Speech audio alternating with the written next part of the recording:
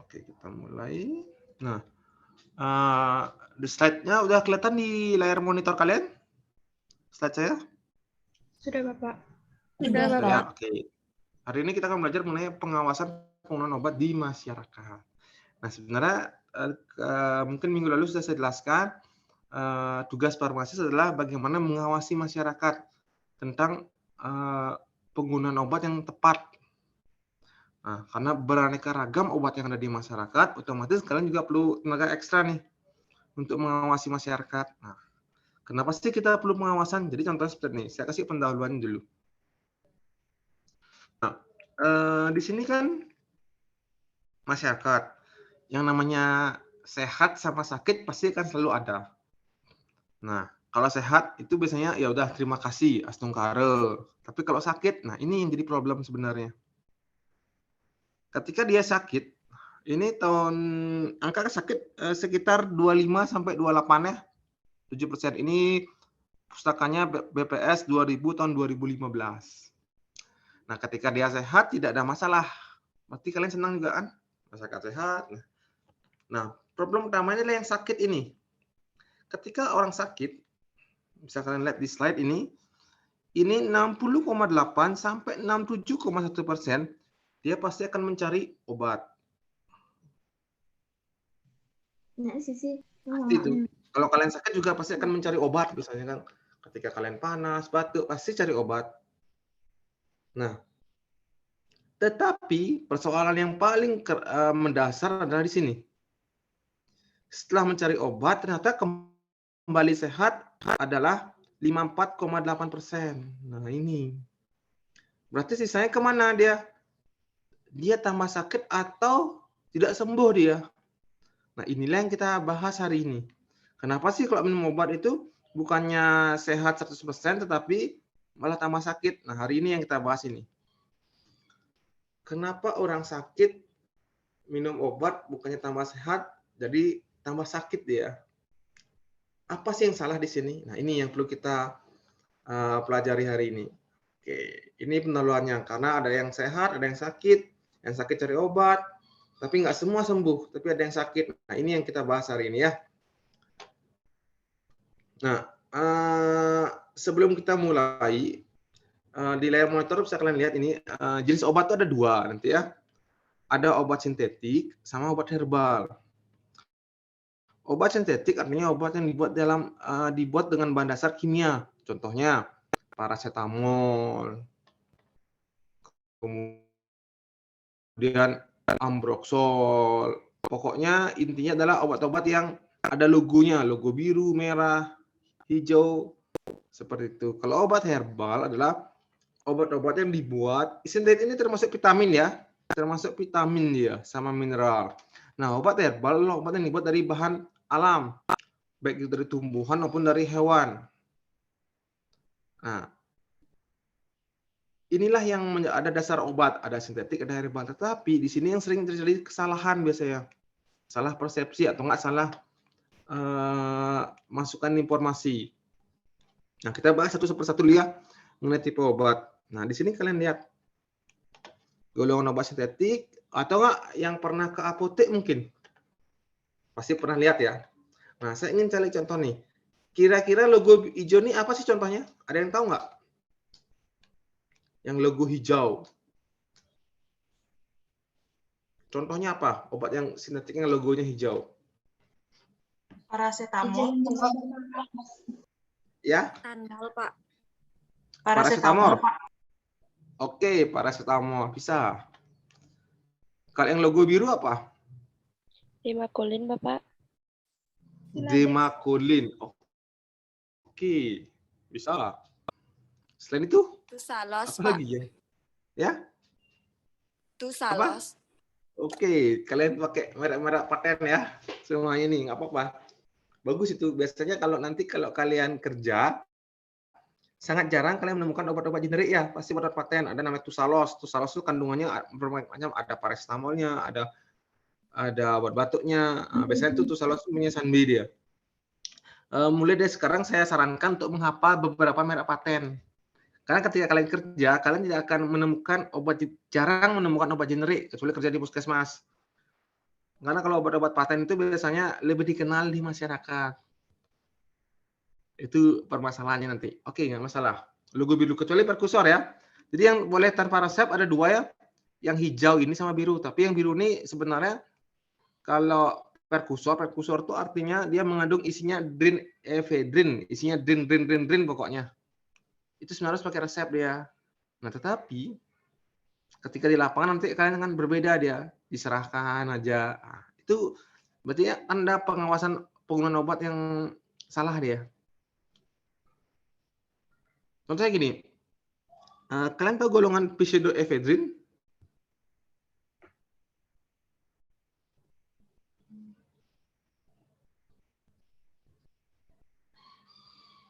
Tahu kan golongan atau enggak Demacolin, pernah dengar nggak Demacolin? Pernah, Pak. Pernah, Pak. Oke. Apakah semua orang dewasa boleh nggak minum Demacolin?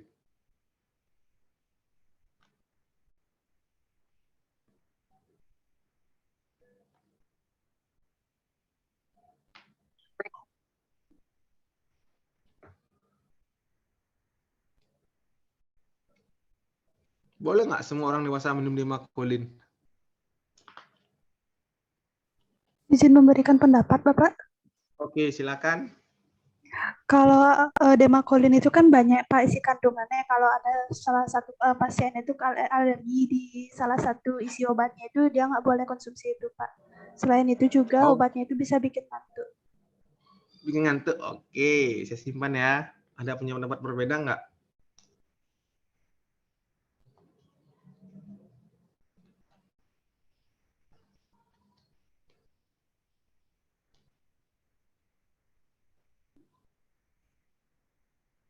Ada punya pendapat berbeda?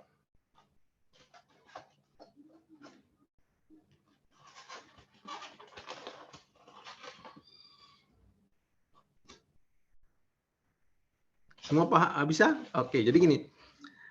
Sebelum saya lanjut lagi, jadi ini obat semakin ke bawah, kecuali yang ini ya. Ini biasanya beda urusannya nih yang pakai tanda tambah ini. Nah, semakin dia ke bawah obat ini, dia akan mengalami berbagai macam reaksi efek samping, misalnya sebagian besar reaksi efek sampingnya. Nah, untuk golongan biru, ini nggak semua bisa dikasih ke orang dewasa. Contohnya golongan Demacolin yang ada belakangnya kandungannya ada drinnya itu biasanya kalau dia punya penyakit kronis, contoh penyakit kronis kayak misalnya penyakit jantung, dia dilarang meminum pseudoephedrine dia sebenarnya. Dilarang. Makanya sebelum nanti kalian memberikan suatu obat ke pasien, alangkah baiknya kalian bertanya dulu nanti. Walaupun dia golongan hijau atau golongan biru. Punya riwayat menyusui kah? Punya riwayat hamil kah? Ada penyakit kronis kah? Nah, seperti itu. Nah, biasanya yang perkusornya cukup kalian ingat belakangnya yang golongan ephedrine atau enggak pseudoephedrine. Jadi yang golongan drin itu sebenarnya wajib pakai resep. Nah, tapi di lapangan mungkin kalian akan menemukan hal yang berbeda. Jadi dijual bebas dia. Tapi aturannya harus pakai resep. Nah, yang golongan kamera ini golongan yang wajib pakai resep ini atau harus diserahkan oleh apoteker. Ya, termasuk golongan OA. Nah, kamera ini contohnya golongan antibiotik. Itu wajib pakai resep sebenarnya. Oke, sampai sana ada pertanyaan nggak mengenai 3 hal ini?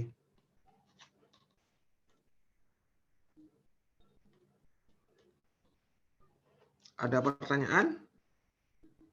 Tidak, Pak. Oke. Nah, kalau golongan ini khusus, apapun itu nih golongannya harus wajib pakai resep. Ketika tidak menggunakan resep, ketahuan oleh BNN, Badan Narkotika, ya udah diciduk biasanya. Ini contohnya Kodipron. Biasanya nanti mungkin saya lupa di mana ya, di Alkes, di spesialty Alkes itu ada 2 nih. Ini kan ada kamera nih. Nah, kalau di lapangan mungkin beberapa obat kamera diserahkan secara bebas, kecuali golongan ada namanya psikotropika. Itu wajib pakai resep. Nanti akan dijelaskan nih bedanya antara psikotropika sama narkotika. Nanti mungkin di mata kuliah Alkes kayak dijelaskan di sana ya. Kalau Ares ini enggak. Cukup kalian tahu ini aja, obat sintetik. Jadi yang ini kalau kalian kerja, kalau lihat tanda kaki ini udah pakai resep titik, intinya nggak ada toleransi. Tapi kalau 3 ini ketika di lapangan mungkin agak berbeda deh. Nah ini sekilas. Nah sekarang obat herbal. Tadi saya sudah jelaskan mengenai obat sintetik. Sekarang obat herbal. Nah coba kalian berikan pendapat kalian mengenai 3 hal ini. Apa yang kalian tahu tentang obat herbal?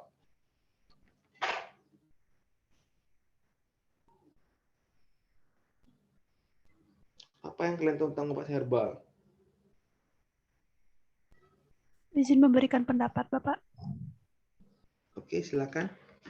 Yang saya ketahui obat herbal itu biasanya asalnya tuh dari simplicia nabati atau hewani, Pak. Oke, saya simpan ya. Saya ubah pertanyaannya sekarang. Apa yang kalian tak ketahui mengenai 3 logo obat herbal ini? Ada yang tahu nggak? 3 logo obat herbal ini.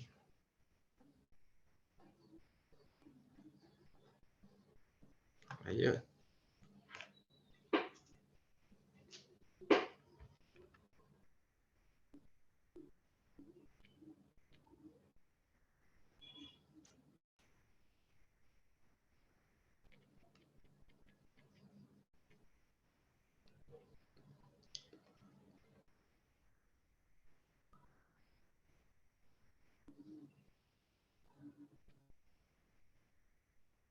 Ayo, apa yang kalian tahu 3 hal ini?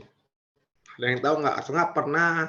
Ini contohnya tuh kayak logo jamu ini tolak angin contohnya. Kalau fitofarmaka ini Stimuno contohnya. Stimuno sirup ataupun Stimuno tablet. Kalau ini kayak tolak angin. Nah, lalu apa yang bisa kalian jelaskan dari logo ini? Ada yang tahu nggak? Izin menjawab, Pak. Oke, silakan. Jawab, Pak. Untuk yang Oke, silakan. logo jamu itu yaitu obat yang dengan bahan dasar jenis herbal terbuat dari tumbuhan atau tanaman yang telah diolah untuk mendapatkan khasiat sesuai dengan prosedur keamanan. Kalau logo obat herbal terstandar yaitu obat yang telah melalui proses preklinik untuk mengetahui standar kesehatannya atau khasiatnya. Ya, biasanya pengolahan obat herbal terstandar melalui proses yang sangat ketat menggunakan teknologi tinggi sehingga menghasilkan obat yang higienis karena didukung juga dengan uji toksisitas dan kronisnya. Untuk logo fitofarmaka yaitu obat berbahan dasar herbal yang alami diolah menggunakan teknologi tinggi. Sekian, Pak.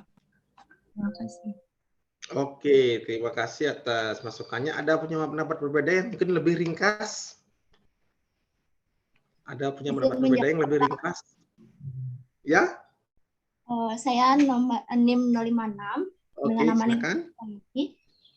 Untuk logo jamu yaitu sediaan obat herbal terstandar atau Indonesian Herbal Medicines yang keamanan dan khasiatnya telah diketahui secara turun-temurun berdasarkan pengalaman atau empiris. Yang kedua, obat herbal terstandar yaitu sediaan obat herbal Indonesia yang dibuat dari bahan berupa ekstrak atau serbuk yang telah distandarisasi, status keamanan dan khasiatnya telah dibuktikan secara ilmiah yaitu dengan uji praklinik. Sedangkan fitofarmaka yaitu sediaan obat herbal Indonesia yang sudah dilakukan uji klinik secara lengkap sesuai persyaratan untuk melakukan uji klinik sebelumnya harus dilakukan standarisasi. Sekian Bapak. Terima kasih. Oke. Jadi saya tambah tadi yang benarnya saya ringkas saja jawabannya. Terima kasih atas masukannya. Ada 3 logo. Nanti kalau kalian lihat di apotek itu yang obat herbal ini pasti namanya logo herbal. Ini jamu obat herbal standar atau dikenal nama OHT. Ini dari temannya bilang kan khasiatnya ketika kasih turun-temurun, ini efek klinisnya ke orang itu belum pasti dia. Jadi kalau kalian minum, misalnya kalau kalian Mohon maaf Bapak, minum izin batuk, bentar. minum tolak atau nggak pilek, minum tolak angin, itu dia bisa turun. Artinya dia belum ada. Ya, kenapa? Bapak Suaranya Suaranya putus. putus-putus ya? Oke, tunggu sebentar ya. Saya ganti sinyal dulu dah.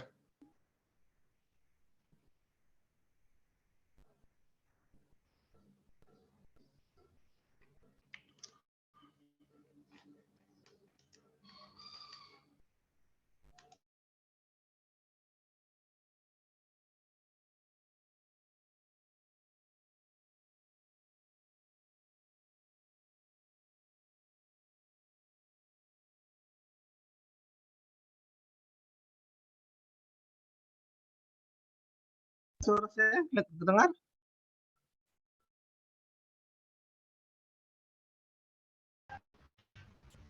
putus.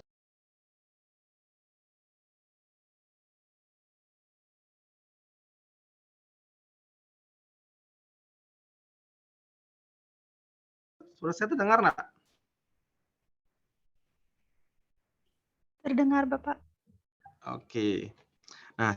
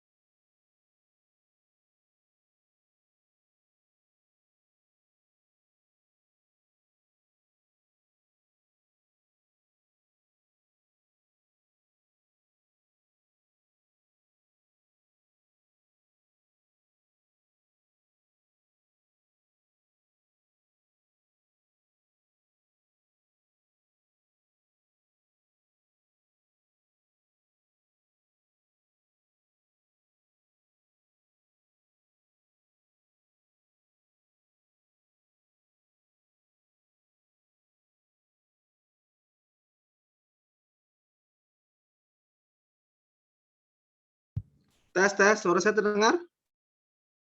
Terdengar, Bapak. Oke. Tadi sempat putus ya suaranya? Iya, Pak. Sampai di mana putus tadi? Sudah paham nggak perbedaan jamu, herbal standar sama fitofarmaka? Kalau jamu itu efek klinisnya jamu sama hoatif itu efek klinisnya belum pasti ke manusia. Kalau fitofarmaka sudah pasti ke manusia. Oke, saya lanjut lagi ya. Nah, ini yang menjadi permasalahan sekarang. Salah satu permasalahan yang paling mendasar adalah informasi mengenai obat. Jadi kita dapat informasi kan dari beraneka ragam nih. Ada dari petugas kesehatan, ada dari internet, paling banyak sekarang mungkin dari internet ya, ataupun dari aplikasi Android, misalnya kayak Halodoc, Go Apotik. Kemudian kita dapat sering dengar iklan di radio ataupun di televisi, ataupun dari lingkungan kayak keluarga, teman. Nah ini informasi obat yang diperoleh ini sudah dibuktikan dari hasil penelitian tahun 2017. 4 hal ini yang di mana kita tuh memperoleh informasi obat-obatan. Nah, kita bahas satu persatu sekarang. Misal petugas kesehatan. Jadi sebenarnya tidak semua petugas kesehatan itu juga paham mengenai obat-obatan. Sama halnya kita juga ada sebagai petugas kesehatan, kita ada subspesialisnya. Misalnya kalau dokter sama apoteker, kalau dokter adalah expert dalam bidang obat-obatan, terutama dalam untuk pengobatan resep. Sedangkan apoteker atau farmasis, ya, masih putus-putus ya? Untuk PPT-nya belum kelihatan nih, Pak. Oh, belum kelihatan. Sorry. Sebentar.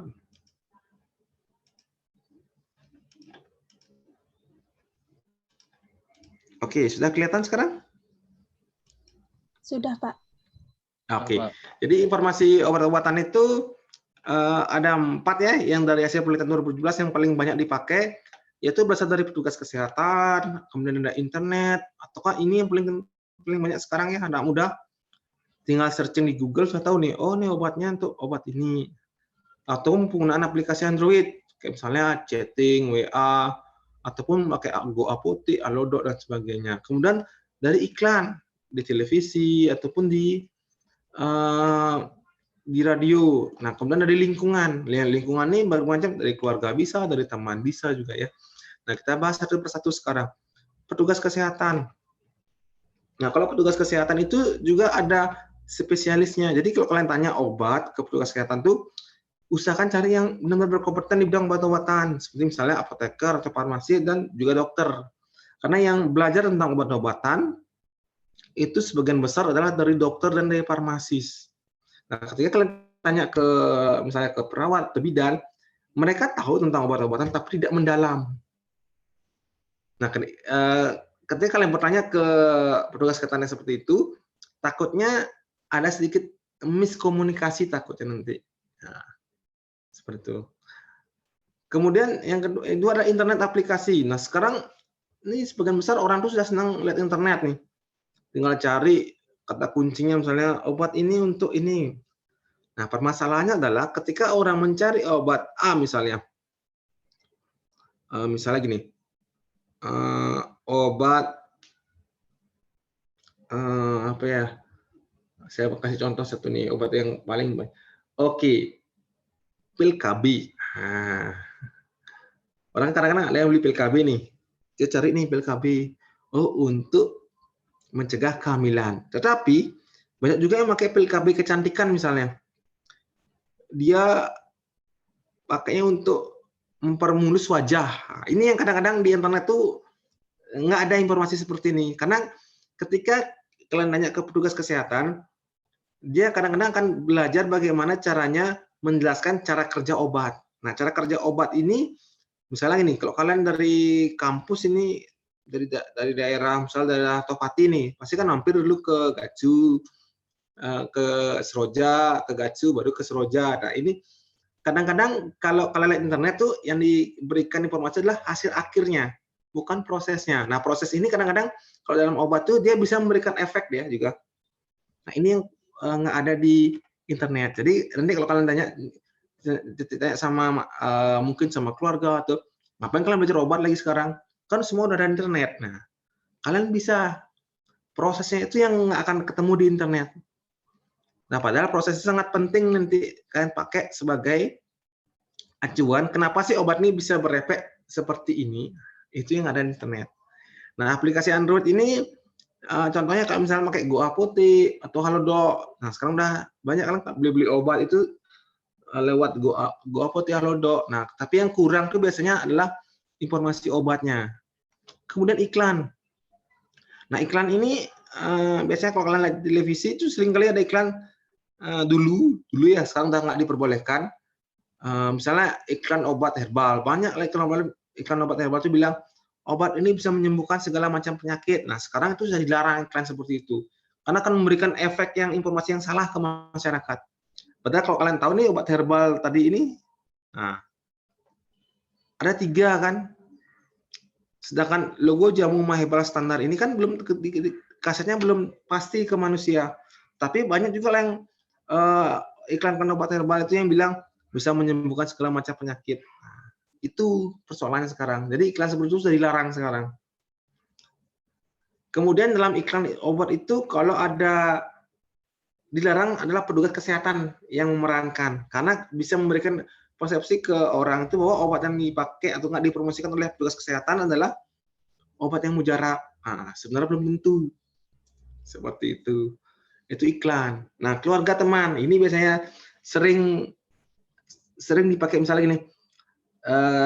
Kalian habis minum obat, masih sisa obatnya.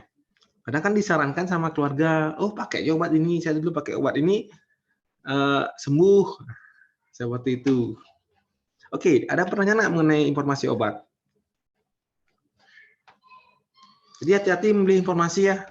Tidak semua informasi yang beredar itu benar. Kadang ada yang salah. Nah, kalau ingin memberikan informasi yang benar dan tepat, usahakan tanya petugas kesehatan. Oke, ada pertanyaan enggak?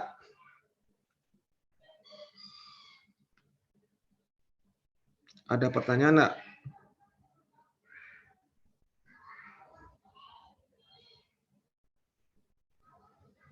Ada pertanyaan enggak? Belum ada nih, Kak, Pak. Belum ada ya? Oke.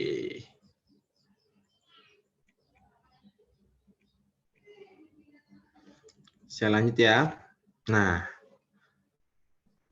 polusi gebrak pabrik obat palsu di Bogor. Wah, tadi kan saya bilang nih, informasi obatnya sekarang banyak beredar obat palsu nih di masyarakat. Jangan-jangan ini yang menyebabkan kenapa sih orang minum obat jadi nggak sembuh. Nah, identifikasi suatu obat palsu, ada yang tahu nggak caranya? Bahwa obat yang diminum oleh pasien itu adalah obat asli. Ada tahu nggak gimana cara ngasih informasi ke masyarakat?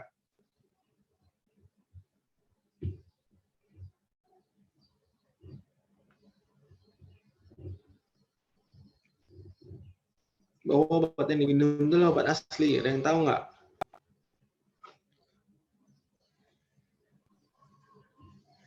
Izin menjawab, Pak. Ada yang tahu nggak? Ya, silakan. Terdaftar di BPOM, Pak. Terdaftar di BPOM. Oke, saya pegang. Anda punya pendapat berbeda nggak lagi?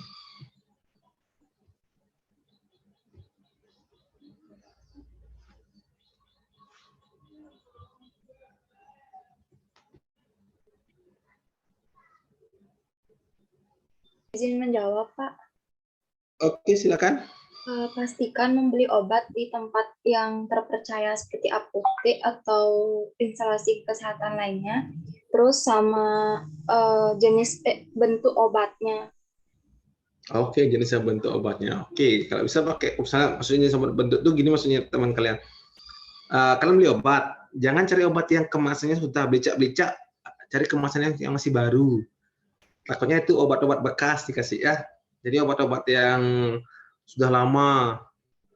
Itu maksudnya. Oke, ada pendapat lain nggak?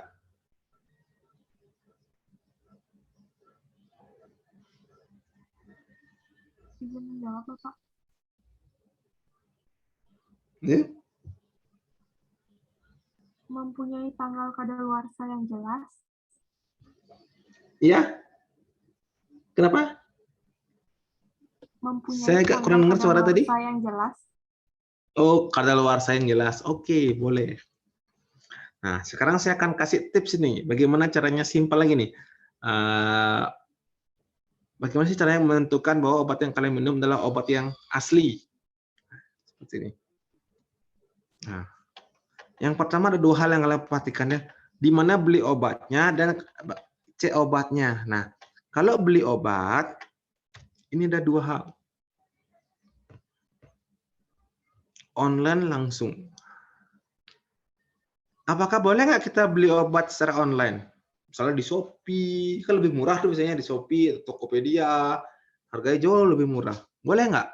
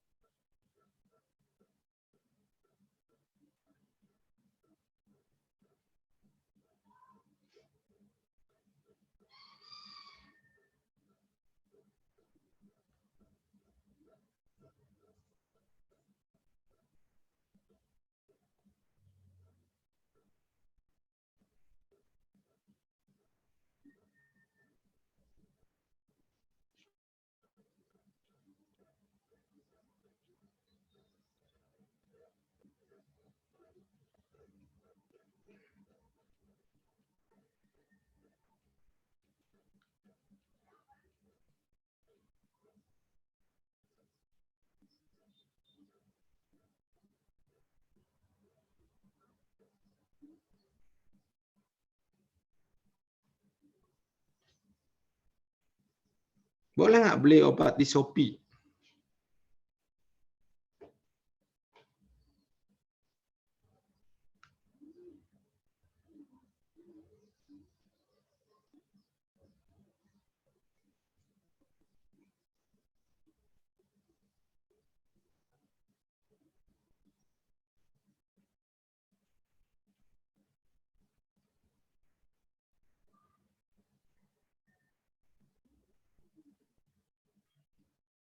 Izin memberikan pendapat, Bapak. Ya, silakan. Kalau menurut saya itu untuk pembelian obat secara online itu boleh-boleh saja, Pak, tapi harus diteliti lebih lanjut sebelum membeli, misalnya dari apakah toko tersebut toko resmi, terus juga dari testingnya juga, Pak. Oke, toko resmi. Oke, saya simpan. Ada punya tempat berbeda nggak?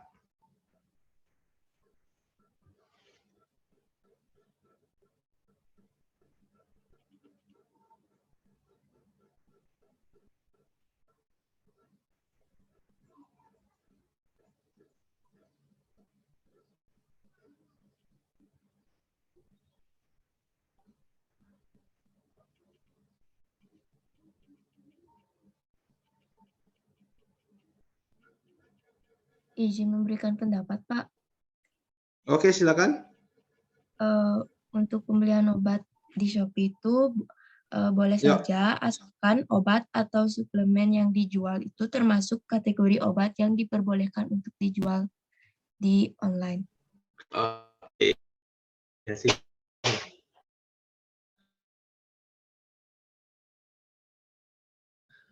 Oke. Terima kasih ya. Boleh nggak kita beli adalah kalian lihat sini, ini ada web aplikasi.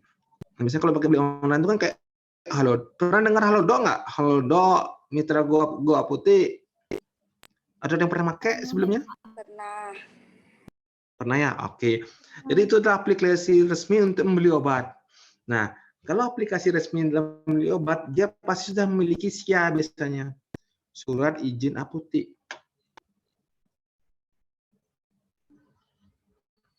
Nah, jadi kalau kalian membeli online, usahakan kalian harus tahu nih, apakah tempat yang kalian beli itu sudah punya surat izin apotek nggak? Atau surat izin toko obat nggak?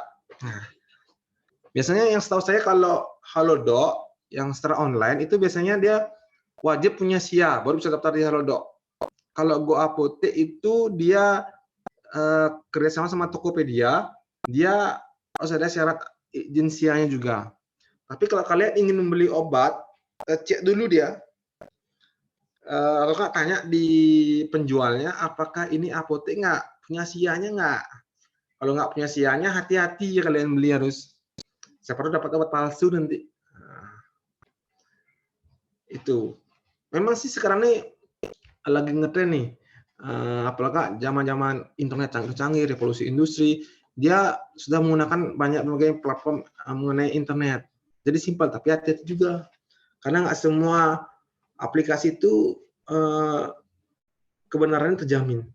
Nah, alangkah baiknya kalau bisa beli langsung ya di apotek toko obat, karena selain kalian sudah tahu keabsahannya, kalian juga akan tahu nih bahwa obat yang kalian beli ini dapat informasi dari pegawainya. Kalau online tuh sangat jarang dapat informasi obat. Karena kalau online tuh rata-rata kalau misalnya aplikasi Halodoc sama Go Apotek itu lebih fokus ke penyediaan obat, bukan ke informasi obatnya. Sampai sana paham ya? Bedanya langsung. Kalau ke swalayan boleh nggak beli obat? Boleh nggak ke swalayan beli obat?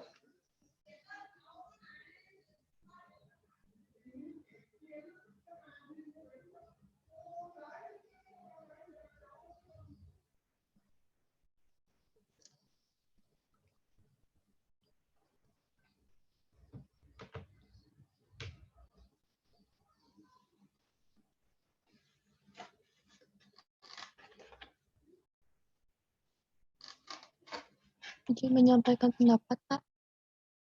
Boleh nggak ke swalayan beli obat? Ayo, ada yang tahu nggak? Izin menyampaikan pendapat, Pak. Oke, silakan.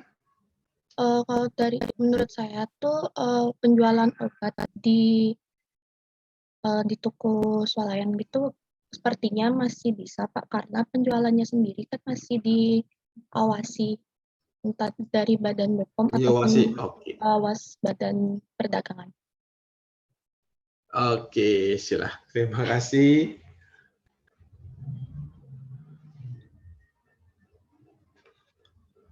Oke, saya bahas saja ya. Jadi begini, kalau di swalayan itu biasanya kalau kan ada obat sintetis sama obat herbal. Kalau obat herbal kayak misalnya minyak-minyak itu masih bisa dikasih. Tapi kalau obat-obat sintetik kayak logo hijau sama biru tuh, dia sebenarnya harus wajib punya izin minimal izin asisten dia. Nah ini hati-hati kalau kalian di swalayan. Kalau nggak punya izin asisten dia sebenarnya ilegal ya. Tapi mungkin pengawasannya masih kurang dari Dinkes sama BPOM. Tapi memang kalau kalian ingin membeli obat itu sebenarnya alangkah baiknya itu adalah di apotek atau toko obat karena izinnya terpampang resmi dia di sana. Kalau swalayan sama Indomaret kan izin obat itu nggak kelihatan, itu yang agak kadang-kadang agak bikin susah. Kalian tahu apakah ini sudah ada lisensi atau nggak izin asistennya, minimal izin asisten ya kalau mau jualan obat hijau atau biru. Tapi kalau obat herbal golongan jamu masih boleh ya, kayak minyak-minyak itu tanpa izin asisten bisa. Nah, jadi intinya sebenarnya adalah kalau kalian ingin beli obat yang pasti itu usahakan cari toko obat yang memiliki SIA, surat izin apotek atau surat izin toko obat. Nah, sampai sini paham ya? Ada pertanyaan?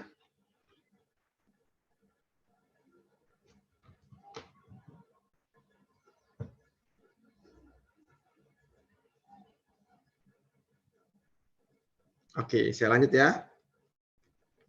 Nah, untuk cek obatnya, apakah ini palsu atau enggak, bisa kalian cek di BPOM. Ini lewat web, tapi yang paling gampang itu pakai aplikasi Android. Jadi saya kasih video tutorialnya mengenai bagaimana caranya mengecek obatnya apakah asli atau palsu. Nah, seperti ini ya.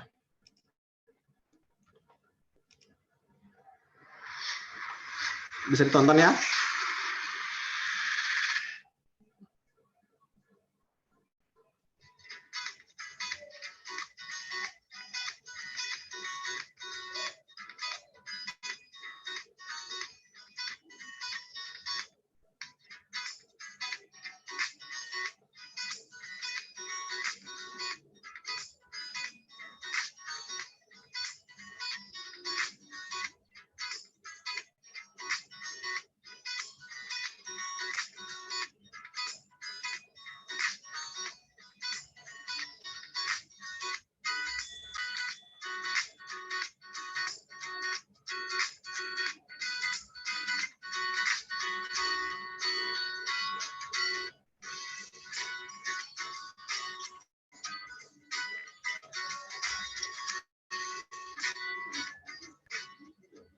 Oke, tadi sekilas mengenai cara penggunanya. Ada yang pernah pakai nggak? Ada yang pernah pakai nggak? Saya pernah, Pak. Nah, pakai itu ya. Tapi sayangnya aplikasi ini hanya bisa digunakan hanya untuk obat dan makanan saja. Kalau alat kesehatan masih dipegang oleh Kementerian Kesehatan ya. Alkes masih dipegang Kemenkes ya. Nah, aplikasi ini khusus untuk obat dan makanan saja. Oke, ada pertanyaan enggak? Ada pertanyaan enggak?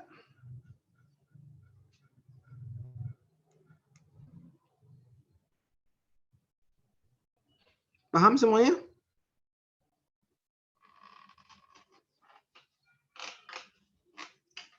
Paham semuanya? Paham, Pak. Sejauh ini masih bisa dipahami, Pak.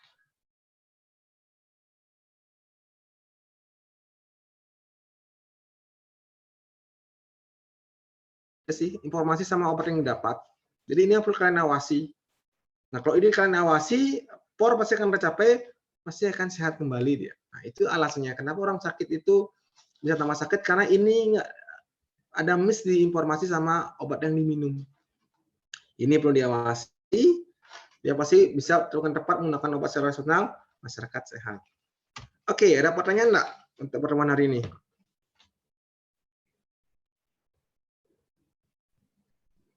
Izin bertanya, Pak. Oke, silakan.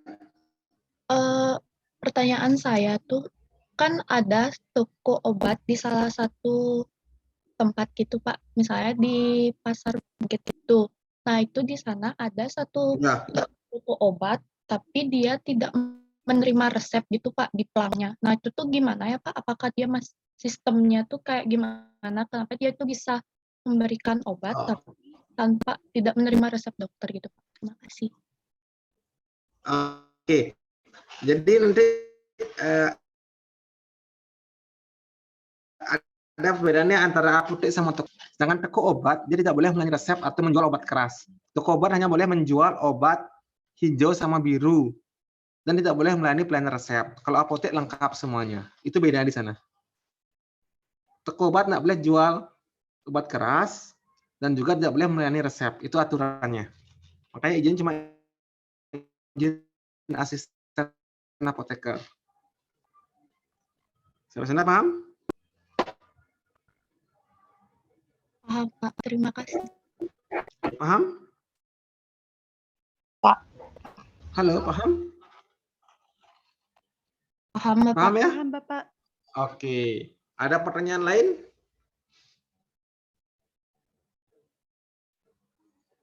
Ada pertanyaan lain? Selamat pagi, Pak. Saya izin bertanya. Mohon izin bertanya. Oke, silakan. Perkenalkan, Oke, nama silakan. Perkenalkan, nama saya Joko Daistri Sinta Dewi dari kelas 6C dengan NIM 087. Oh ya, Pak. Tadi kan ini obat dengan logo merah kan obat keras yang harus diminum dengan resep dokter. Tapi masih banyak orang-orang yang minum obat dengan logo K, misalnya obat asam lemak dengan sembarang, atau misalnya kalau mereka lagi sakit, kejang atau sakit nyeri perut suka diminum tanpa resep dokter, itu tidak apa-apa atau gimana? Oke, apakah boleh nggak tanpa resep dokter? Nah, sebenarnya kalau asam fenamat itu dia termasuk obat TOA ya, logo kamera, tapi termasuk obat TOA, artinya obat wajib apotek. Jadi bisa diserahkan tanpa resep dokter oleh apoteker, tapi yang menyerahkan wajib apoteker. Nah, sebenarnya kalau yang jadi persoalan adalah ketika kita minum obat keras, ketika sembuh itu nggak masalah. Tapi yang dikhawatirkan adalah satu, reaksi alerginya. Jadi semakin biasanya kalau golongan-golongan kamera itu reaksi alerginya adalah sangat tinggi dia. Nah, itu yang diwaspadai. Kenapa harus pakai resep? Agar mudah pengontrolannya. Jadi ketika dia pakai resep, pakai obat keras, dia minum obat, ada alergi, dia akan melapor masyarakat biasanya ke dokternya, Dok, saya kemarin diresepkan sama dokter, ini obat keras, jadi saya ada alergi, dicatatlah sama dokternya biasanya ada alergi. Jadi ada pengawasannya dia. Sedangkan kalau dia beli bebas, memberitahukan, ya kalau alerginya misalnya, tapi kalau yang dikhawatirkan adalah alergi sesak biasanya. Itu sangat mengkhawatirkan. Itu problem utamanya. Kenapa sih masih dijual dalam bebas oleh apotek? Persoalan utamanya adalah apotek juga adalah bisnis. Nah, ketika dia berhubungan dengan profit oriented, ini yang akan jadi masalah biasanya. Kalau apotek nggak jual obat, dia rugi. Apoteknya tutup. Nah, mau nggak mau, kadang-kadang mereka melanggar aturan itu. Kenapa sih apoteknya nggak ditindak sama Balai POM sama Dinas Kesehatan? Karena belum ada laporan dari masyarakat. Karena menurut masyarakat, kalau kita beli obat keras tanpa harus ke dokter, dia bisa irit biaya dia. Jadi masyarakat nggak lapor karena sama-sama diuntungkan. Apotek bisa juga jualan obat. Nah, ketika tidak ada laporan dari masyarakat, Balai POM ataupun Dinkes tidak akan bertindak biasanya. Dianggap tidak ada kasus. Oke, sampai sana paham? Yang ditakuti adalah efek samping obatnya. Paham? Baik, Pak. Terima kasih, Pak. Oke, ada pertanyaan lain? Izin bertanya, Pak. Ada pertanyaan lain? Ada, Pak. Oke, silakan. Namanya, Pak. Ya, saya Komagus Murtawi Rajaya dari kelas 6A. Saya ingin bertanya, ada suatu apotek ini menjual antibiotik tanpa resep dokter, Pak. Nah, kalau praktek yang seperti itu umum nggak di apotek-apotek atau enggak? Menjual tanpa resep dokter, itulah kalau dia resepnya antibiotiknya salep kulit masih boleh ya, kalau minum itu wajib resep dokter ya. Persoalan utamanya adalah satu simpel, kembali ke tadi itu adalah ladang bisnis dia. Apotek itu mata yang penting dapat omset biasanya, dan masyarakat dapat obat yang diinginkan, udah nggak ada problem permasalahannya. Tapi sebenarnya yang jadi persoalan tadi, kembali lagi ke pertanyaan sebelumnya, ada reaksi alerginya sama resistensi antibiotik. Yang namanya resistensi antibiotik kan sebenarnya nanti antibiotik nggak mempan lagi sama masyarakatnya, tapi karena tidak ada petugas kesehatan kan tahu dia nih bahwa resistensi. Tapi menurut masyarakat kalau nggak selamat itu problemnya untuk antibiotik. Sama kembali, belum ada laporan dari masyarakatnya. Kalau ada laporan, mungkin Dinas Kesehatan pasti akan bertindak biasanya. Tapi selama tidak ada laporan, ya udah dianggap tidak ada kasus.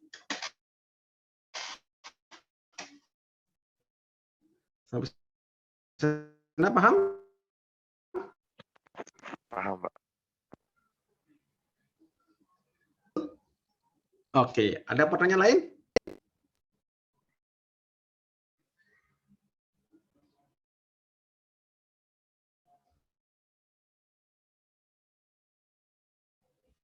Ada? Tidak ada?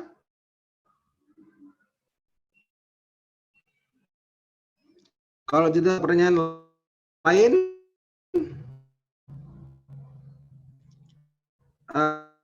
kita ada kuis ya.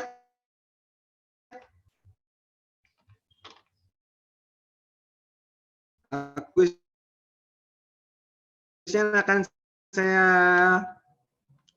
kopikan ke link kalian. Jadi coba dicek di sini.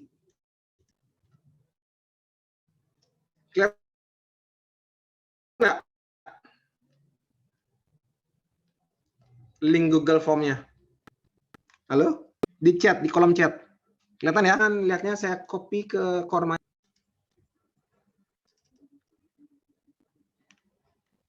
Halo, suara saya dengar? Halo? Halo? Terdengar, Pak. Oke, Untuk di linknya kolom sudah chat terlihat. Bisa dilihat ya? Bisa, Pak. Sudah, Bapak. Di kolom chat bisa dilihat kuis. Oke, silakan dikerjakan ya. Itu udah kuis sedikit, silakan dikerjakan. Berarti pertemuan untuk hari ini saya akhiri ya. Selamat pagi semuanya. Selamat pagi, Pak. Terima kasih. Selamat pagi, Pak. Terima kasih.